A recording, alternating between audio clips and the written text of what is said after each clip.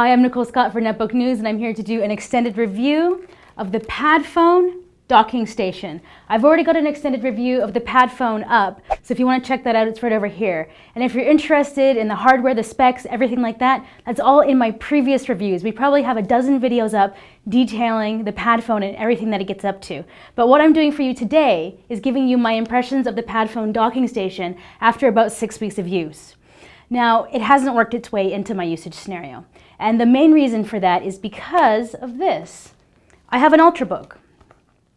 This is an ASUS ZenBook UX31, and it's fabulous. If you compare it to the docking station, the PadFone docking station is heavier. And if I'm given the choice between this or this, I'm going to choose this because this is a full computer, right? I get everything.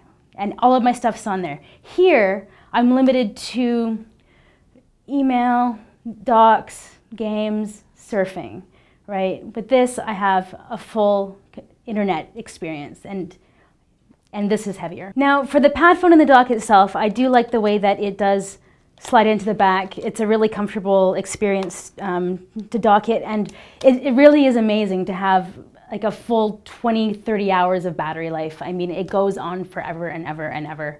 I mean, it's really an amazing machine when you think about maybe taking it away for the weekend and you're not doing any work, if you just want to use something for surfing. The other thing that I've noticed is that it's really not worthwhile just to get the PadFone top dock, right? You're definitely going to want to get the keyboard as well.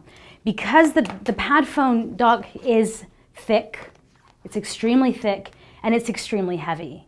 So for me, with all of the other tablets that are out there, why would I choose something so heavy? So it's actually a much more natural experience if you dock the PadFone dock into the keyboard, and then that way when you have it sitting on your lap, you don't actually have to hold it. I know it's a really expensive tablet holder, but it makes the PadFone a lot more useful because you don't actually have to carry it, you don't get arm strain or wrist strain, and it's just a little more natural to have it positioned into the dock, and then you can type whenever you want. I mean, the keyboard is a really fantastic function. Now, I got a lot of comments about the fact that I thought that the PadFone phone screen was too small for me, that I just kept on itching for something a little larger. They said, well, why don't you just use the PadFone dock? It's got the bigger screen. That would make sense. I'm like, yeah, actually, you're 100% right. That 100% makes sense. That you could put it in, and if you're surfing on the browser, it'll naturally switch over. The dynamic app switching actually is a really cool function. I'll just touch on that for a quick sec. But the problem with the dynamic app switching is that the API isn't open to developers. So unless it's any of the standard Google apps, so ASUS has their own email app, you have to use the native Android browser. You have to use the native YouTube, right?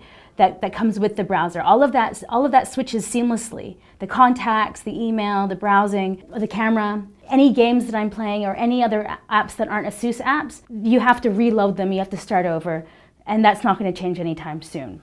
So the apps that you're going to be able to use seamlessly between the phone and the dock are quite limited. But the thing is that if I'm given the option of carrying this, that is something so heavy, or if I have in the office the Samsung Galaxy Tab 7.7, of course I'm going to carry this.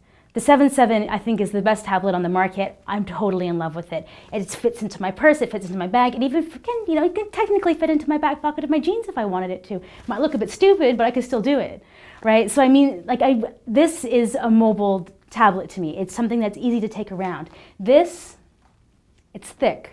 It's thick and it's heavy. So if you're saying, well, if you want to grab a tablet, because I have the option, I know not everyone does, but I have the option to grab the 7.7, so I'm obviously going to do that. For a mobile usage scenario, that's something that works out way better for me.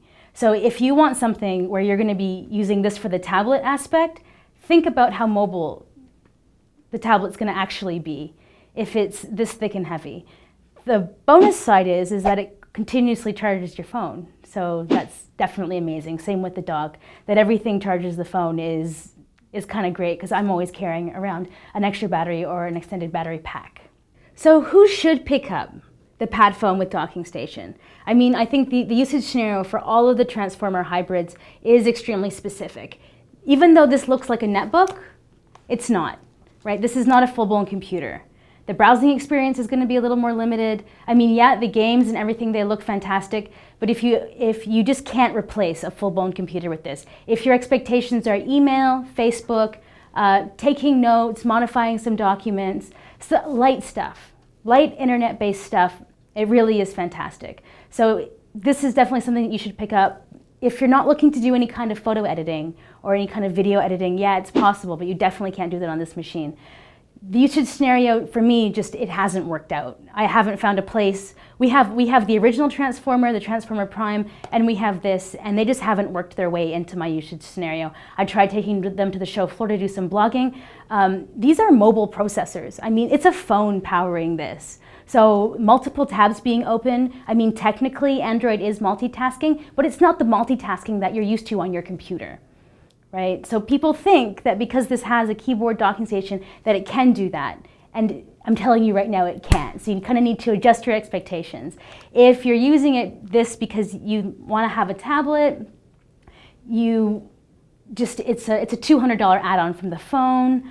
I really suggest that you get the keyboard docking station to act as a stand because it does get quite heavy. So that's been my extended review of the PadFone docking station. Like I said at the beginning, if you're after a lot more details on the software, the apps, we have shot all of that when we first got the PadFone about a month and a half ago. So if you're after benchmarks, details on hardware, details on the docking station, we have all of that over here in our PadFone playlist. This was just to let you know how the PadFone station has worked out in my usage scenario after 6 weeks of owning it.